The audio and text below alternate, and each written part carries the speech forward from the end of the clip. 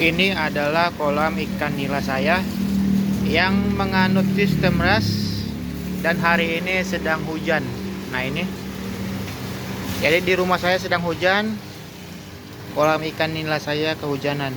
Jadi sesuai dengan judul video kali ini, apakah bahaya apabila kolam sistem ras kita itu kehujanan?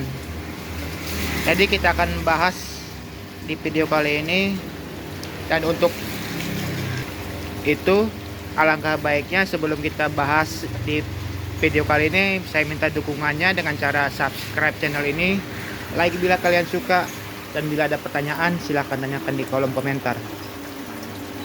Nah, kolam ikan nila, baik itu kolam bioflok, kolam biasa, ataupun kolam sistem ras yang seperti yang saya miliki ini, bila mana terkena hujan atau diguyur hujan, itu aman-aman saja ya teman, karena air hujan juga itu baik untuk kolam kita.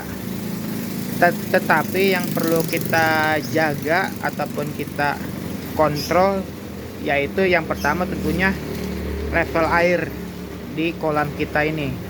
Jadi jangan karena kolam kita aman dan tetap kita harus kontrol debit atau level airnya, karena kalau kita biarkan saja air hujan terus menerus masuk ke kolam kita, itu yang ditakutkan air kolamnya itu pasti akan meluber.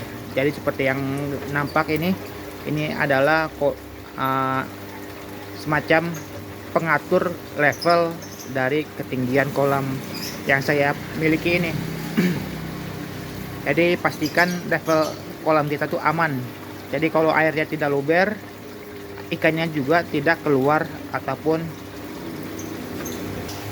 yang paling bahaya yaitu kolam pasti jebol, karena tekanan air kolam yang ini sangat besar, tidak kuat lagi dinding-dindingnya itu menahan tekanan dari air kolam kalau kita tidak atur level ataupun debit air hujan yang masuk ke dalam kolam kita. Yang kedua, porsi pakan harus kita jaga, karena kalau untuk di musim hujan itu kandungan air hujan itu kan mengandung asam. Jadi kalau kolam kita terlalu asam, dan apabila kita kasih pakan, itu sangat dikhawatirkan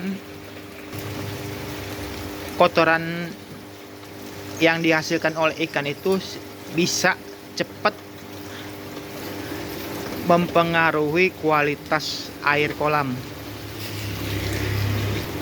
Jadi dengan sistem ras yang seperti yang perlu teman ketahui, karena di dua filter ini pasti salah satu filternya itu ada yang namanya kolam, maksudnya filter biologis, yang dimana di dalamnya itu ada kandungan untuk menjaga pH air kolam kita itu tetap netral, atau yang sering disebut yaitu pH buffer. Jadi ketika air hujan datang atau masuk ke kolam kita, yang dikhawatirkan yaitu ledakan dari asam. Jadi pH buffer yang kita taruh atau kita letakkan di chamber filter yang kedua ataupun yang ketiga, itu tidak bisa mampu untuk menekan ataupun menjaga pH air kolam yang ada ataupun yang kita miliki. Karena sejatinya kolam ikan nila itu dia cocok di pH 6,5 sampai 8. Di bawah itu mungkin ikan kita itu bisa terserang penyakit ataupun malah timbulnya kematian. Jadi kurangi ataupun kalau bisa stop dulu pemberian pakan. Itu yang nomor 2. Yang ketiga yaitu pemberian garam ikan atau garam kasar ataupun garam krosok. Jadi kalau di musim hujan saya selalu memberikan garam kasar ataupun garam ikan, karena seperti yang di nomor 2 yang saya jelaskan, kalau kolam kita itu airnya rusak ataupun kualitas airnya keruh ataupun kotor, itu di suhu yang dingin ini itu sumbernya dari penyakit ataupun bakteri yang tidak menguntungkan untuk kolam kita. Jadi harus kita rutin memberikan garam ikan, tetapi tidak selalu setiap hari. Misalkan 3 hari sekali ataupun 5 hari sekali, bisa jadi juga seminggu sekali. Kenapa harus kita rutin? Karena garam ikan itu fungsi utamanya yaitu yang pertama tentunya menekan penyakit ataupun bakteri yang sangat membahayakan untuk kolam kita ini. Yang kedua untuk menjaga pH. Yang ketiga untuk menambah mineral agar ikan kita ini kebal ataupun tahan terhadap cuaca ekstrim. Dan cuaca ekstrim yang dimaksud itu seperti ini.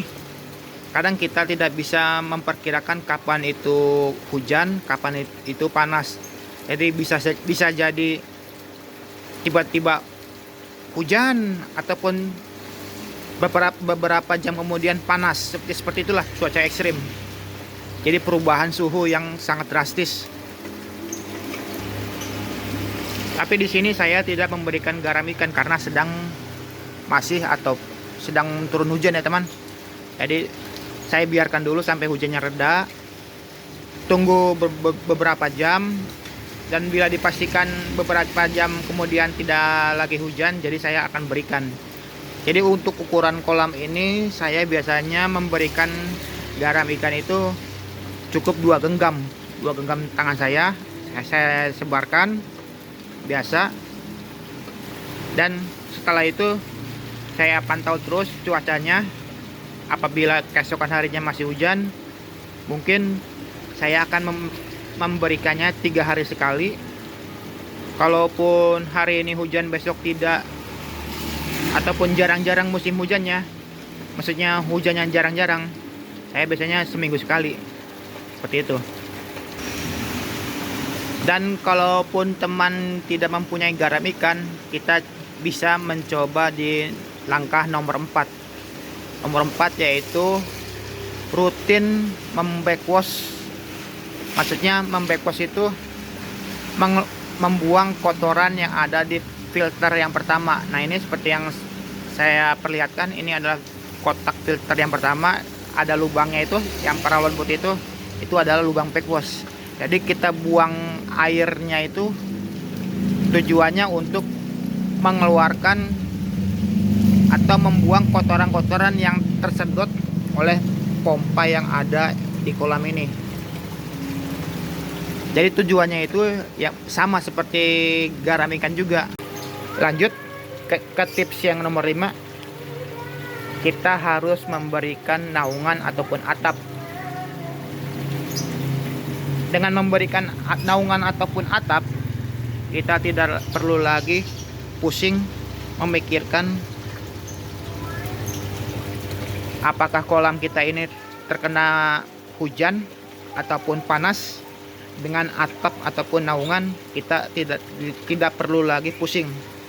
Berbeda dengan kolam saya ini, hanya setengah atap. Nah ini saya tunjukkan. Jadi air hujannya masih bisa masuk. Nah ini, jadi setengah kolam terkena hujan.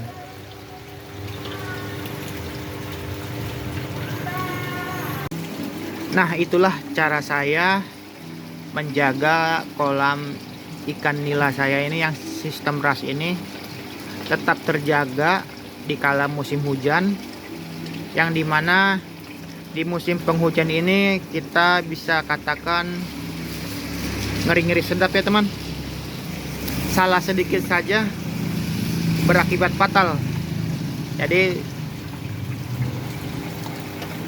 sekian dulu video kali ini. Saya harap kalian suka dengan video kali ini. Dan bila ada pertanyaan silahkan tanyakan di kolom komentar. Akhir kata saya pamit dulu. Saya undur diri dulu. Dan jangan lupa subscribe. Thank you dan bye bye.